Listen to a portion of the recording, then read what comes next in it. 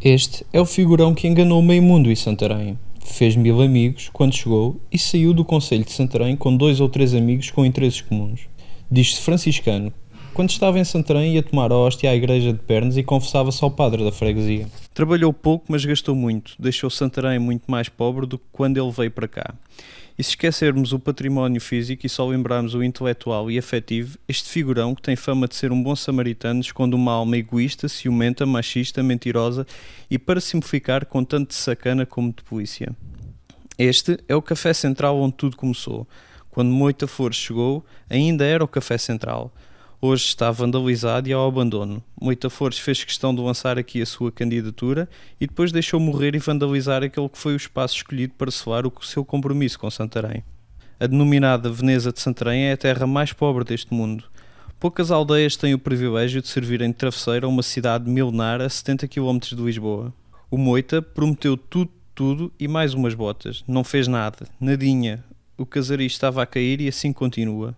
O Tejo devia estar para a Ribeira e para a cidade como as docas estão para Lisboa. Pois devia. Falar é fácil. Trabalhar e mostrar trabalho não é para qualquer borra-botas, como é o Dr. Francisco Moita Flores em matéria de política. Este homem dá um romance e o enredo principal deve ser à volta daquilo que o faz correr atrás da atividade política. Ele tem 1000 atividades e ainda quer ser presidente de Câmara. O que é que o leva a querer o poder político quando o grande orgulho dele é ir à televisão, falar para os jornais, escrever livros, dar conferências? O que é que o Dr. Moita veio fazer a Santarém? É fácil de explicar. Tinha um problema para resolver com a privatização das águas que resolveu a seu contento. Ficou sozinho e criou as águas de Santarém. Os outros concelhos vizinhos criaram águas do Ribatejo. Na opinião de muita gente, é um caso de polícia. O centro histórico fechou para obras. Quando ele veio, disse que ia buscar dinheiro para o animar, nem que fosse à China. Viu-se, está-se a ver, não fez ponta de corno e fugiu com o rabo entre pernas sem saber a cor da paisagem do Jardim das Portas do Sol. Por causa da afluência de muitos turistas, principalmente americanos, que acreditam em milagres e da proximidade com Fátima, Moita Flores disse que ia promover o turismo religioso em Santarém e mudar a face da cidade. Não fez nada. Deu uma bufetada na face da cidade. Só falta voltar à cidade de vez em quando para continuar a bater na outra face, porque a cidade é hospitaleira, até para os que lhe fazem mal. As barreiras da cidade são notícia todos os dias e precisam urgentemente de uma intervenção ou metade do Planalto vai rio abaixo. Pois o Dr. Moita Flores deixou tudo como encontrou. Quem cá mora, que trate da sua vida.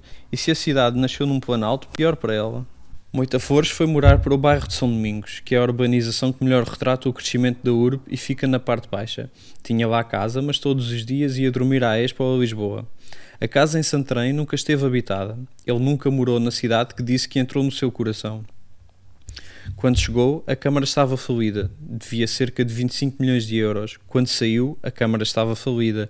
Devia ou deve cerca de 100 milhões. Quando chegou, a Câmara devia a todos os pequenos fornecedores. Quando ele partiu, a Câmara devia a todos os pequenos e grandes fornecedores. E não há comunicação social em Portugal que denuncie um demagogo como este que continua a passar a imagem de um homem sério e bom samaritano. O Festival da Gastronomia de Santarém era dominado por um grupo de arranjistas da cidade e da região que aproveitava para fazer a sua seara. Moita, em vez de acabar com o regabof, juntou-se a eles e foi-se embora cúmplice da criação de uma associação que acaba de perder a validade, mas que fez um jeitão àqueles que eram do antigamente e que mantiveram o estatuto graças ao mentiroso do político Moita Flores.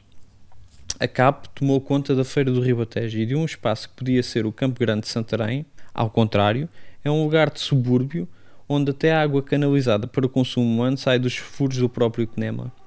Mal comparado, Santarém é a cidade dos índios. O Quenema é outra cidade dentro da cidade, onde também há índios, mas onde se pretende uma reserva de arianos com autonomia financeira sustentada pelos índios do Planalto.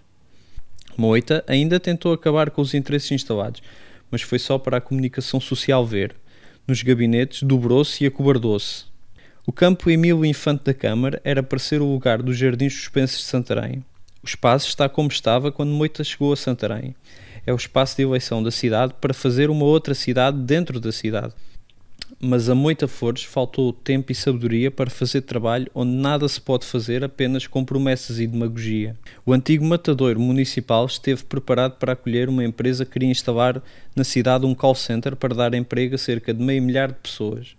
Numa cidade que está a ficar desertificada, este negócio seria a salvação de todos ou um caminho para a regeneração. Perdeu o negócio como o Sporting tem perdido campeonatos ou como a União de Santarém perde todos os jogos nos últimos 30 anos.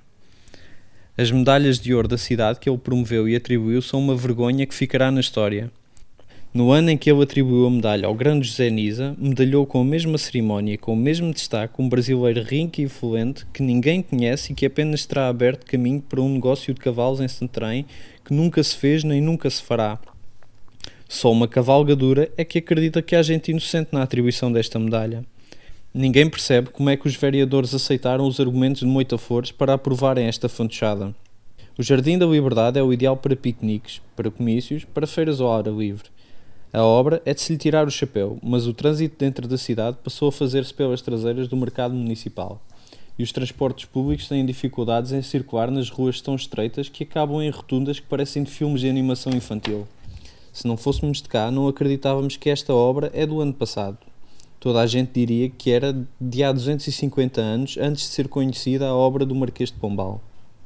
Muitos de nós que convivemos mais de perto com Moitafores ouvimos vezes sem conta a desculpa de que não podia estar presentes em iniciativas importantes por ir a caminho do Alentejo para ajudar o seu pai doente.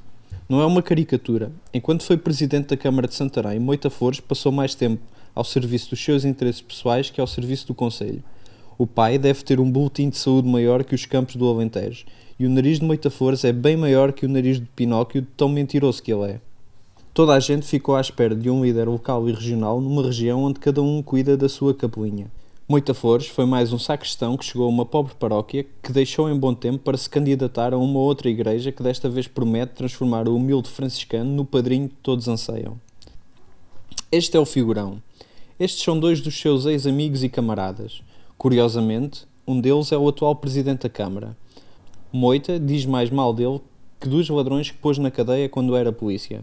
A diferença é que não tem coragem de o criticar publicamente. Ele sabe que não pode dizer mal de quem é moralmente e intelectualmente mais honesto que ele.